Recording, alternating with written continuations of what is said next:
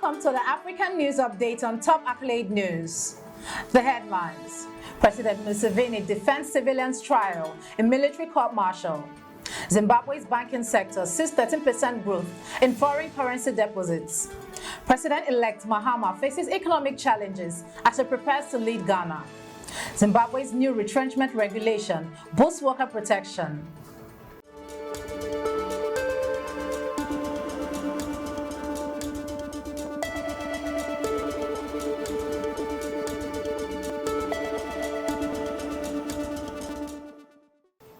In politics, President Museveni defends civilian trial in military court-martial. Uganda's President Yoweri Museveni has defended the practice of trying civilians in military court-martials, claiming it has played a key role in stabilizing the country, particularly in addressing gun-related crimes. In a statement, Museveni explained that the court-martial system, established in 2005, helped combat the use of firearms by criminals and terrorists, offering swift justice where civilian courts are overwhelmed. He emphasized its effectiveness in regions like Karamojo, where thousands of armed youth have been detained, reducing violence. While critics argue that it undermines the justice system, Museveni expressed confidence that public support for the court-martial would be overwhelming, particularly in affected regions. Shifting focus to economy, Zimbabwe's banking sector sees 13% growth in foreign currency deposits. Zimbabwe's banking sector is experiencing a surge in confidence, with foreign currency deposits increasing by 13% to reach $2.64 billion in October 2024, compared to the same period last year. Speaking at the 2024 Banks and Banking Survey and Awards Breakfast in Harare, Reserve Bank of Zimbabwe Deputy Governor Innocent Marche highlighted the sector's resilience despite the challenging economic environment. The survey, themed "Weaving Through a Dynamic Liquidity Terrain in Zimbabwe," is conducted by the Zimbabwe Independent in partnership with the First Capital Bank. This boost in foreign currency deposits signaled positive growth for the country's financial sector amidst ongoing challenges. Still in economy, President-elect MAHAMA faces economic challenges as he prepares to lead Ghana. President-elect John Dramani Mahama has acknowledged the difficult task ahead in restoring Ghana's economy, citing high debt levels and the country's suspension from the international capital markets as major obstacles. During a visit by United Nations representative to congratulate him on his election victory, Mahama emphasized the overwhelming support that he received in the December 7th election, which has raised Ghana's expectations. While recognizing the challenges, he expressed determination to meet these expectations and address critical issues such as economic mismanagement and corruption. He also committed to ensuring at least 30% women's participation in his government, stressing the importance of maintaining Ghana's democratic integrity amidst rising youth disillusionment.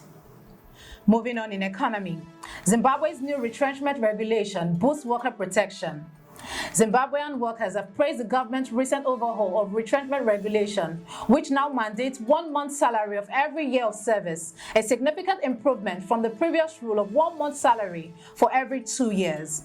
Labor union, including the Amalgamated Rural Teachers Union, have welcomed the change but urged the government to continue reviewing minimum wages to keep up with inflation.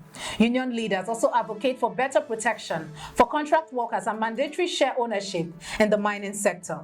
While the new regulation is seen as a step forward, unions are calling on further reforms to ensure fair treatment of all workers in Zimbabwe. You are watching the African News Update on Top Accolade News. Do stay with us. Still to come.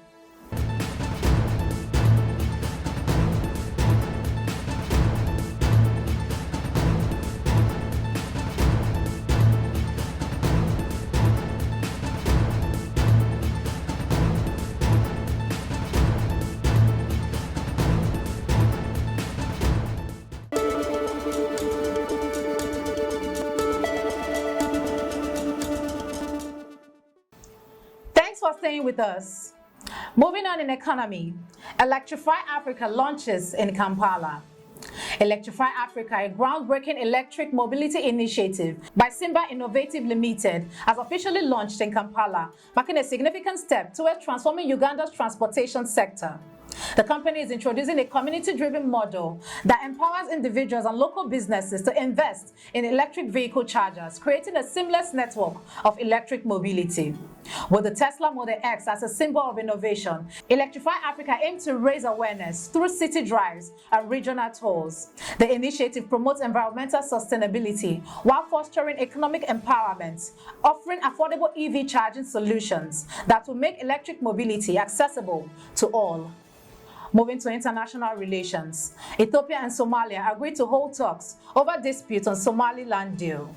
Ethiopia and Somalia have agreed to hold technical talks to resolve tension over Ethiopia's controversial deal with Somaliland's breakaway region of Somaliland.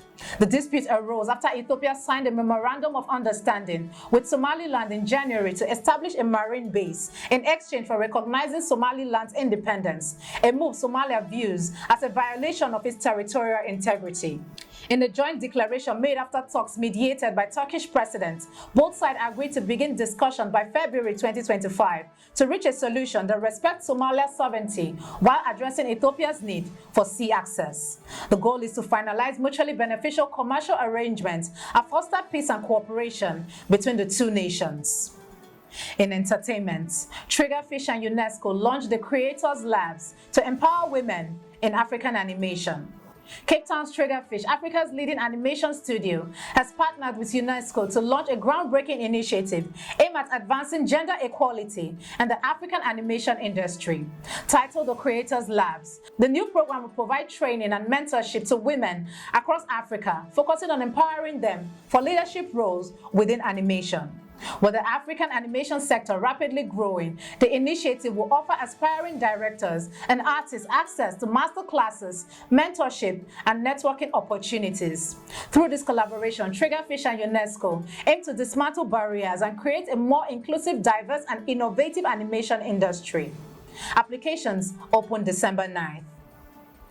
Now in sports, Kenya commits to co-hosting 2024 CHAN despite challenges. Kenya remains committed to co-hosting the 2024 African Nations Championship, CHAN, despite concern over the country's readiness for the tournament. Scheduled to start on February 1st, Kenya will provide two venues, Nyayo National Stadium and Kasarani Stadium, for the 19-team competition co-hosted by Uganda and Tanzania. While Kenya faces challenges with stadium renovation and facility readiness, Sports Minister reassured the public that the government is doing everything possible to meet the required standard. With the tournament also serving as a test run for the 2027 African Cup of Nations, he highlighted the potential benefits for Kenya, including boosting tourism and inspiring youth in sports. That concludes our African News Update for today. Stay tuned for more African news and development. Thanks for joining us. I am Okocha Ojo-Arumi. Connect and engage with us on all our social media handles. Do have a wonderful day.